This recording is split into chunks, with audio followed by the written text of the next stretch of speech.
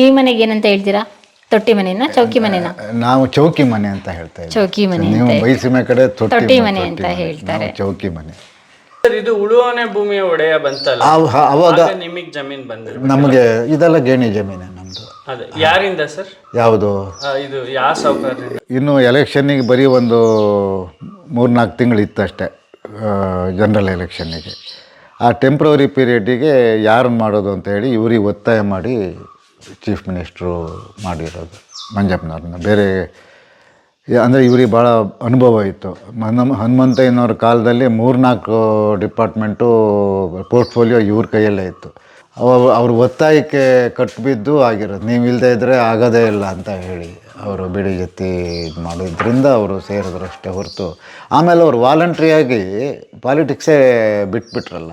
ಅಂದಿನ ರಾಜಕಾರಣಿಗಳು ಯಾವ ರೀತಿಯಾಗಿದ್ರು, ಅಂದಿನ ರಾಜಕಾರಣಿಗಳು ಸಮಾಜದಲ್ಲಿನ ಅವ್ಯವಸ್ಥೆಗಳ ಬಗ್ಗೆ ಯಾವ ರೀತಿ ಖಂಡನೆ ಮಾಡ್ತಾಯಿದ್ರು. ರಾಜಕೀಯಕ್ಕೆ ದುಡ್ಡು ಮಾಡೋದಕ್ಕೆ ಯಾರೂ ಬರಲಿಲ್ಲ, ಜನರ ಸೇವೆ ಮಾಡಬೇಕು ಅಂತ ಉದ್ದೇಶ ಇಟ್ಕೊಂಡು ಬಂದಿದ್ದು.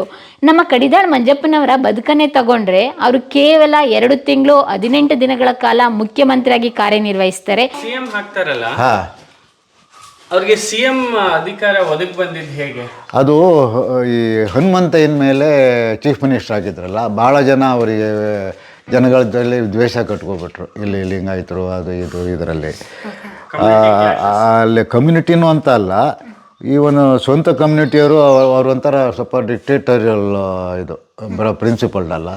ಯಾರನ್ನು ಹೇಳೋದು ಕೇಳೋದು ಇಂಥದ್ದೆಲ್ಲ ಕಡಿಮೆ ಇತ್ತು ಅಂತ ನನ್ನ ಊಹೆ. ಅವ್ರ ಮೇಲೆ ಸಿಕ್ಕಾಪಟ್ಟೆ ಕಾಂಪ್ಲೇಂಟ್ ಹೈಕಮಾಂಡಿಗೆ. ಆ ಕಾಲದಲ್ಲಿ ಹೈಕಮಾಂಡು ಜವಾಹರ್ಲಾಲ್ ನೆಹರು ಅವರೆಲ್ಲ ಇದ್ದ ಕಾಲ. ಅವರಿಗೆಲ್ಲ ಸಿಕ್ಕಾಪಟ್ಟೆ ಅವ್ರ ಮೇಲೆ ಅಲಿಗೇಷನ್ನು ಅದು ಇದು ಎಲ್ಲ ಜಾಸ್ತಿ ಹೋಯಿತು. ಆವಾಗ ಇನ್ನು ಎಲೆಕ್ಷನ್ನಿಗೆ ಬರೀ ಒಂದು 3-4 ತಿಂಗಳು ಇತ್ತಷ್ಟೇ, ಜನರಲ್ ಎಲೆಕ್ಷನ್ನಿಗೆ. ಆ ಟೆಂಪ್ರವರಿ ಪೀರಿಯಡ್ಡಿಗೆ ಯಾರನ್ನು ಮಾಡೋದು ಅಂತ ಹೇಳಿ ಇವ್ರಿಗೆ ಒತ್ತಾಯ ಮಾಡಿ ಚೀಫ್ ಮಿನಿಸ್ಟ್ರು ಮಾಡಿರೋದು ಮಂಜಪ್ಪನವ್ರನ್ನ. ಬೇರೆ ಅಂದರೆ ಇವ್ರಿಗೆ ಭಾಳ ಅನುಭವ ಇತ್ತು. ಹನುಮಂತಯ್ಯನವ್ರ ಕಾಲದಲ್ಲಿ 3-4 ಡಿಪಾರ್ಟ್ಮೆಂಟು ಪೋರ್ಟ್ಫೋಲಿಯೋ ಇವ್ರ ಕೈಯಲ್ಲೇ ಇತ್ತು. PWD, ರೆವಿನ್ಯೂ ಇದೆಲ್ಲದು. Accidental CM? ಆಕ್ಸಿಡೆಂಟಲ್ಲೂ ಅಲ್ಲ, ಇವ್ರನ್ನ ಒತ್ತಾಯ ಮಾಡಿ ಇವರೇ ಆಗಬೇಕು ಅಂತ ಎಲ್ಲರೂ.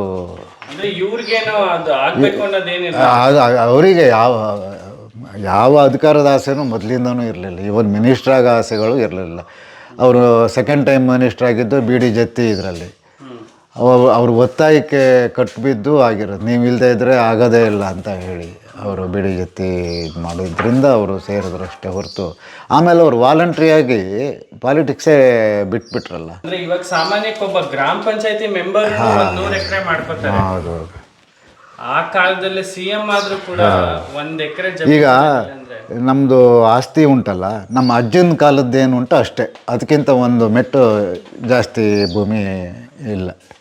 ಇನ್ನೇನಂದರೆ ನಾನು ಸ್ವಲ್ಪ ರಿಟೈರ್ ಆದಮೇಲೆ ಒಟ್ಟಿಗೆ ದುಡ್ಡು ಬಂತು ಅಂದಮೇಲೆ ವಾಲೆಟ್ ಗೋಲ್ಡನ್ ಹ್ಯಾಂಡ್ ಶೇಕು, ಅದರಲ್ಲಿ ನಾನೊಂದು 3.5 ಎಕರೆ ಸ್ವಲ್ಪ ಎಕ್ಸ್ಟ್ರಾ ಜಮೀನು ಕೊಂಡೆ ಅಷ್ಟೇ. ಅಷ್ಟು ಬಿಟ್ಟರೆ ನಮ್ಮ ಕುಟುಂಬದಲ್ಲಿ ಇನ್ನೆಲ್ಲರದ್ದು ಆವಾಗ ಅಜ್ಜನ ಕಾಲದಲ್ಲಿ ಏನಿತ್ತು ಅದನ್ನೇ ಎಲ್ಲ ಡಿವಿಷನ್ ಮಾಡ್ಕೊಂಡು ಇರೋದಷ್ಟೆ.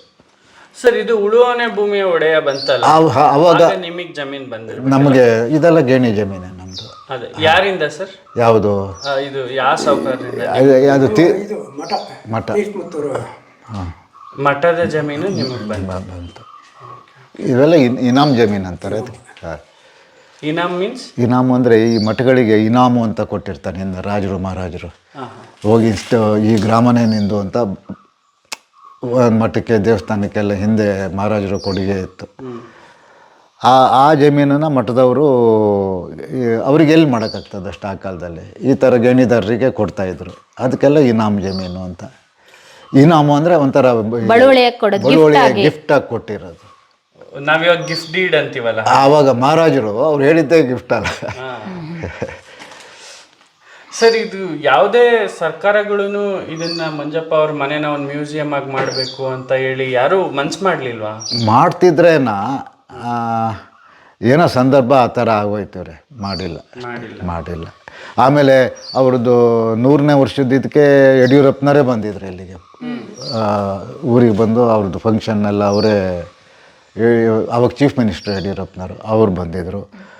ಅದಕ್ಕಿಂತ ಹಿಂದೆ ಒಂದು ಸಲ ಕುಮಾರಸ್ವಾಮಿ ಬಂದಿದ್ರಲ್ಲ, ಕುಮಾರಸ್ವಾಮಿ ಬಂದಿಲ್ಲ. ಬಂದಿಲ್ಲ. ಸರ್ ಇವ್ರ ರಾಜಕೀಯ ತತ್ವ ಸಿದ್ಧಾಂತ ಹೇಗೆ ಸರ್? ಅಂದ್ರೆ ಅವಾಗ ಇವ್ರು ಗಾಂಧಿ ಅಧಿಕಾರ ಬಯಸಿದವರಲ್ಲ, ರಾಜಕೀಯ ಬೇಕು ಅಂದವರಲ್ಲ, ಆದ್ರೂ ಇವ್ರು ಮಿನಿಸ್ಟರ್ ಆಗ್ತಾರೆ, ಗೆದ್ದು ಬರ್ತಾರೆ 3-4 ಬಾರಿ. ಅಂದ್ರೆ ಅವಿರೋಧವಾಗಿ ಗೆದ್ದು ಬರ್ತಾರೆ, ಕ್ಯಾಂಡಿಡೇಟ್ ಆಗಲ್ಲ. ಒಂದ್ಸರಿ ಅವಿರೋಧವಾಗಿ ಗೆದ್ರು ಒನ್ ಟೈಮ್. ಅಂದ್ರೆ ಇವ್ರು ಎಲೆಕ್ಷನ್ ನಿಂತಾಗ 2 ಸಲ ಇವ್ರ ಅಪೋಸಿಟ್ ಕ್ಯಾಂಡಿಡೇಟೇ ಇರ್ಲಿಲ್ಲ ಅಂತ ಉಲ್ಲೇಖ ಆಗತ್ತಲ್ಲ.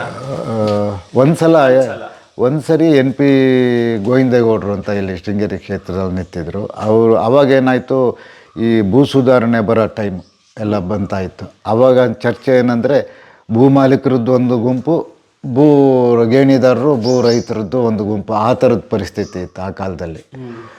ಆವಾಗ NP ಗೋವಿಂದೇಗೌಡರು ಕಡೆ ಎಲ್ಲ ಇವರು ಯಾರು ಏನು ಈ ಭೂ ಮಾಲೀಕರು ಅಂತ ಇದ್ರಲ್ಲ, ಅವ್ರದ್ದು ಸಪೋರ್ಟ್ ಎಲ್ಲ ಅವರಿಗೆ. ಇವರಿಗೆ ಮಂಜಪ್ಪನವರಿಗೆ ಗೇಣಿದಾರರದ್ದು ಆ ಥರ ಟ್ರೆಂಡ್. ಮಾಲೀಕರು ಕಡಿಮೆ, ಗೇಣಿದಾರರು ಜಾಸ್ತಿ. ಆಯಿತಾ. ಒಂದ್ಸಲ ಅವರು ಒಂದ್ಸಲ ಇನಾನಿಮಸ್ ಯಾರು ನಿಂತಿರಲ್ಲ, ಒಂದ್ಸರಿ ಸೋಲ್ಸಕ್ಕಾಗಲ್ಲ ಅಂತ ಹೌದು. AICC ಅಲ್ಲಿ ಏನಾದ್ರು ಇವರು ಪೋಸ್ಟಿಂಗ್ ಅಲ್ಲಿ ಇಲ್ಲ, ಡೆಲ್ಲಿ ಲೆವೆಲಲ್ಲಿ ಇವರು ನನ್ಗೆ ಗೊತ್ತಿದ್ದಂಗೆ ಯಾವುದು ಅಥವಾ ನಮ್ಗೆ ಗೊತ್ತಿಲ್ಲದೆ ಏನಾದ್ರು ಇದ್ದರೂ ಇರ್ಬೋದು. ಮೈಸೂರು ಕಾಂಗ್ರೆಸ್ ಕಮಿಟಿಯಲ್ಲಿ ಅದರಲ್ಲೇ ಸಕ್ರಿಯವಾಗಿ. ನೀವು ಅವ್ರ ಜೊತೆ ಕೊನೆ ದಿನಗಳನ್ನ ಕಳೆದ್ರಿ ಅಂತ ಅವ್ರ ಮನೇಲೆ ಇದ್ರಿ, ಓದ್ತಾ ಇದ್ದೆ. ಹೌದು. ಅವ್ರ ಬುಕ್ ಬರೀ ಪ್ರಾರಂಭ ಮಾಡಿದಾಗ ನೀವು ಜೊತೆಲೇ ಇದ್ರ? ನಾನು ಅವಾಗ ಜೊತೆಲೇ ಇದ್ದೆ. ಅವರು ಯಾರನ್ನಾರು ಕೂರಿಸ್ಕೊಂಡು, ಅವ್ರು ಟೈಪಿಸ್ಟ್ ಒಬ್ಬರಿದ್ದರು, ಅವ್ರ ಹತ್ರ ಬರೆಸ್ತಾಯಿದ್ರು, ಇವ್ರು ಹೇಳ್ತಾಯಿದ್ರು, ಅವರು ಬರಿತಾಯಿದ್ರು. ಎಡಿಟ್ ಏನೂ ಮಾಡಿರಲಿಲ್ಲ ಫಸ್ಟ್ ಎಡಿಷನ್ನು, ಹಾಗೇ ಇದು ಮಾಡಿದ್ರು. ಅದಕ್ಕಿಂತ ಮೊದಲು ಅವರು ಒಂದು 2-3 ನಾವೆಲ್ ಬರೆದಿದ್ರು. ಕ್ರಾಂತಿಕೂಟ, ಆಮೇಲೆ ಪಂಜರವಳ್ಳಿ ಪಂಜು, ಆಮೇಲೆ ಇನ್ನೊಂದು 2 ಬುಕ್ ಬರೆದಿದ್ರು.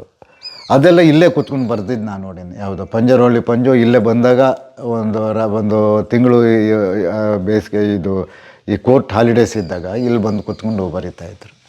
ಸಾಹಿತ್ಯದ ಮೇಲೆ ಆಸಕ್ತಿ ಯಾಕೆ, ಯಾರಿಂದ ಪ್ರೇರಣೆ ಸರ್ ಅವ್ರಿಗೆ? ಪ್ರಿಯ ವೀಕ್ಷಕರೇ, ನಾವು ತೋರಿಸುತ್ತಿರುವ ಇತಿಹಾಸದ ಕಥೆಗಳು ಕನ್ನಡದ ಕಲೆ, ಸಾಹಿತ್ಯ, ಸಂಸ್ಕೃತಿ, ಜನಜೀವನ, ಇತಿಹಾಸ ಸೃಷ್ಟಿಸಿದ ಜನಸಾಮಾನ್ಯರ ಅಸಾಮಾನ್ಯ ಕಥೆಗಳು ನಿಮಗೆ ಇಷ್ಟ ಆಗಿದ್ಯಾ? ಹಾಗಿದ್ರೆ ವಿಡಿಯೋ ನೋಡಿ ಸುಮ್ಮನಾಗ್ಬೇಡಿ, ಶೇರ್ ಮಾಡಿ, ಸಪೋರ್ಟ್ ಮಾಡಿ, ನಮ್ಮೊಂದಿಗೆ ಜೊತೆಯಾಗಿ. ಇದು ನೀವೇ ಬೆಳೆಸಿದ ನಿಮ್ಮ ನೆಚ್ಚಿನ ಡಿಜಿಟಲ್ ಮಾಧ್ಯಮ. ಇನ್ಮುಂದೆ ನಿಮಗಾಗಿ ಇನ್ನಷ್ಟು ವಿನೂತನ ಶೈಲಿಯಲ್ಲಿ ಬರಲಿದೆ. ನೈತಿಕ ಬೆಂಬಲದ ಜೊತೆಗೆ ಆರ್ಥಿಕ ಬೆಂಬಲ ನೀಡಿ. ನಿಮ್ಮ ಬೆಂಬಲವೇ ನಮಗೆ ಪ್ರೇರಣೆ, ಸ್ಫೂರ್ತಿ ಕೂಡ.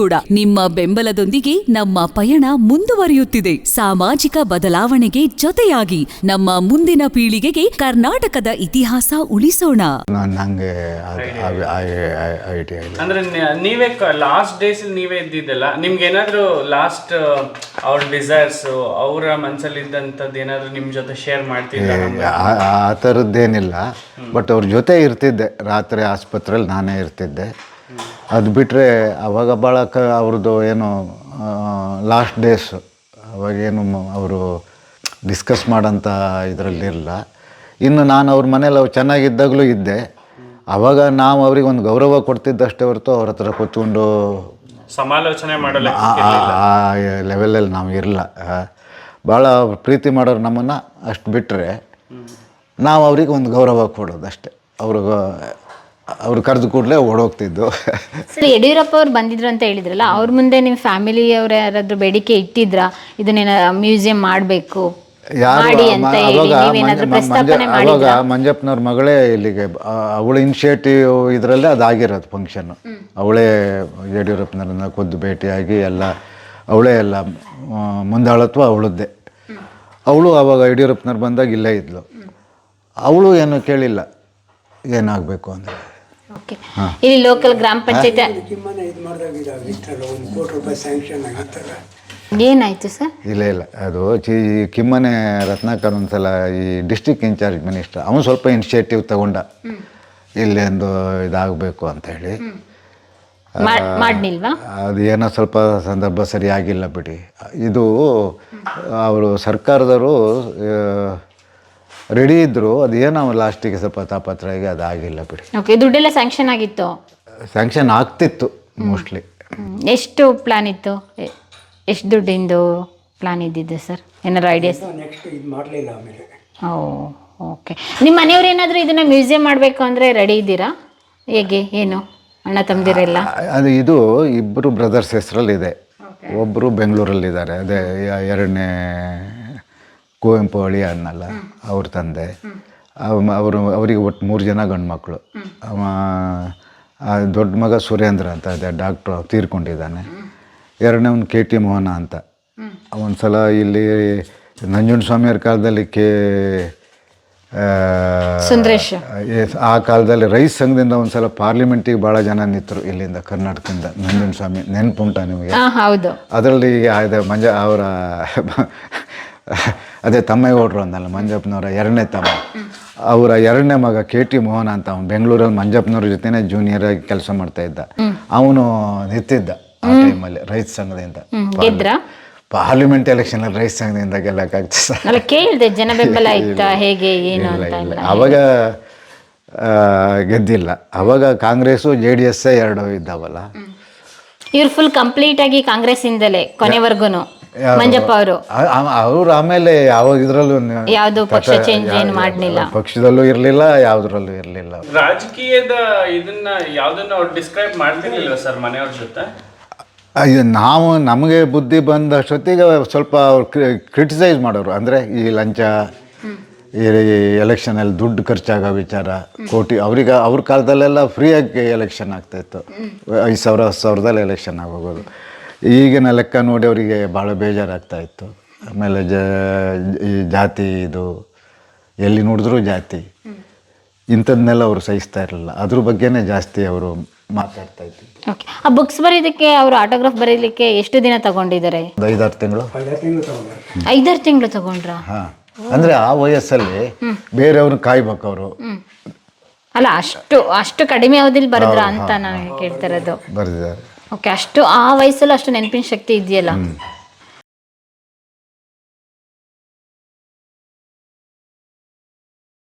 ಮ್ಯೂಸಿಯಂ ಮಾಡ್ಬೋದು ಅಂತ ಮನೆನೇ ಇದೇನು ಮ್ಯೂಸಿಯಂ ಮಾಡೋಕ್ಕಾಗ್ತಿರೋಂಥ ಮನೆ ಏನಲ್ಲ. ತೊಟ್ಟಿ ಮನೆ, ಚೌಕಿ ಮನೆ ಎರಡನ್ನೂ ಹೇಳ್ತೀರಿ ಅಲ್ವಾ ನೀವು? ಈ ಮನೆಗೆ ಏನಂತ ಹೇಳ್ತೀರಾ? ತೊಟ್ಟಿ ಮನೆನಾ ಚೌಕಿ ಮನೆನಾ? ನಾವು ಚೌಕಿ ಮನೆ ಅಂತ ಹೇಳ್ತಾ ಇದ್ದೀವಿ. ಚೌಕಿ ಮನೆ. ನೀವು ಬೈಸಿಮೆ ಕಡೆ ತೊಟ್ಟಿ ಮನೆ ಅಂತ ಹೇಳ್ತಾರೆ. ಚೌಕಿ ಮನೆ. ಒಟ್ಟಾರೆಯಾಗಿ ನಮ್ಮ ಮುಖ್ಯಮಂತ್ರಿ ಆದಂತಹ ಕಡಿದಾಳ್ ಮಂಜಪ್ಪನವರು ಬಾಲ್ಯ ಜೀವನ ಹುಟ್ಟಿದಂಥ ಮನೆ ಇದು. ತುಂಬ ಚೆನ್ನಾಗಿದೆ ಮನೆ, ಚೌಕಿ ಮನೆ ಆದ್ರೂ ಕೂಡ. ಆದರೆ ಇದನ್ನು ವ್ಯವಸ್ಥಿತವಾಗಿ ಒಂದು ಮ್ಯೂಸಿಯಂ ಮಾಡಬೇಕು ಅನ್ನೋದು ಅವರ ಫ್ಯಾಮಿಲಿ ಮತ್ತು ಸರ್ಕಾರಕ್ಕೆ ಬಿಟ್ಟಿದ್ದು. ನಮ್ಮ ಉದ್ದೇಶ ಇಷ್ಟೇ ಆಗಿತ್ತು. ಡಿಜಿಟಲ್ ಮಾಧ್ಯಮದಲ್ಲಿ ಮೊದಲ ಮುಖ್ಯಮಂತ್ರಿ, ಎರಡನೇ ಮುಖ್ಯಮಂತ್ರಿ, 8ನೇ ಮುಖ್ಯಮಂತ್ರಿ, ಈ ರೀತಿಯಾಗಿ ಒಂದು ಅವರ ಬದುಕು, ನೆನಪು, ಅವ್ರ ಸಮಾಧಿ, ಅವ್ರ ಬಾಲ್ಯ ಜೀವನ, ಹೇಗೆ CM ಆಗಿ ಒಂದು ರೀತಿಯಾಗಿ ನಮ್ಮ ಕರ್ನಾಟಕದಲ್ಲಿ ಅವರ ಪ್ರಭಾವ ಯಾವ ರೀತಿ ಬೀರುತ್ತೆ ಅಂತ ತೋರಿಸುವಂಥ ಪ್ರಯತ್ನ ಮಾಡ್ತಾ ಇದ್ದು. ಅದೇ ರೀತಿಯಾಗಿ ಶಿವಮೊಗ್ಗದಲ್ಲಿ ಇದ್ದಂಥ ಒಂದು ಬಡ ಕುಟುಂಬದಲ್ಲಿ ಹುಟ್ಟಿದಂಥ ಒಬ್ಬ ಸಾಮಾನ್ಯ ಹುಡುಗ CM ಆಗಿ ಮುಖ್ಯಮಂತ್ರಿ ಆಗ್ತಾರೆ, ಕ್ಯಾಬಿನೆಟ್ ಮಿನಿಸ್ಟರ್ ಆಗ್ತಾರೆ, ಸರ್ಕಾರದ ಹಲವು ಇಲಾಖೆಗಳಲ್ಲಿ ಮಂತ್ರಿಗಳಾಗಿ ಕಾರ್ಯನಿರ್ವಹಿಸಿದ್ರು ಕೂಡ ಒಂದು ಆಸ್ತಿ ಮಾಡಲ್ಲ, ಕೋಟಿ ಗಳಿಸಲ್ಲ. ಅವ್ರು CM ಆಗಿ ರಿಟೈರ್ಡ್ ಆಗಿ ಮತ್ತು ಅವರು ಯಾವಾಗ ರಾಜಕೀಯದಿಂದ ನಿವೃತ್ತಿ ಆಗ್ತಾರೆ ಅದಾದ ನಂತರ ಒಂದು ಬೆಂಗಳೂರಲ್ಲಿ ಮನೆ ಮಾಡ್ತಾರೆ. ಇಷ್ಟು ಪ್ರಾಮಾಣಿಕವಾಗಿ ಇದ್ದಂಥ ವ್ಯಕ್ತಿ ಆದರ್ಶದ ಬದುಕನ್ನು ನಮ್ಮ ಇಂದಿನ ಯುಗದ ಜನತೆಗೆ ತೋರಿಸ್ಬೇಕು ಅಂತ ಹೇಳಿ ನಾವು ಕಡಿದಾಳಿಗೆ ಹುಡ್ಕೊಂಡ್ಬಂದು ಅವಾಗ ಅವರ ಸಂಬಂಧಿಕರು, ಅಣ್ಣ ತಮ್ಮದಿರ ಮಕ್ಕಳೆಲ್ಲ ನಮ್ಮ ಜೊತೆ ಚೆನ್ನಾಗಿ ಅವ್ರ ನೆನಪುಗಳನ್ನ ಶೇರ್ ಮಾಡ್ಕೊಂಡ್ರು. Thank you sir, thank you so much.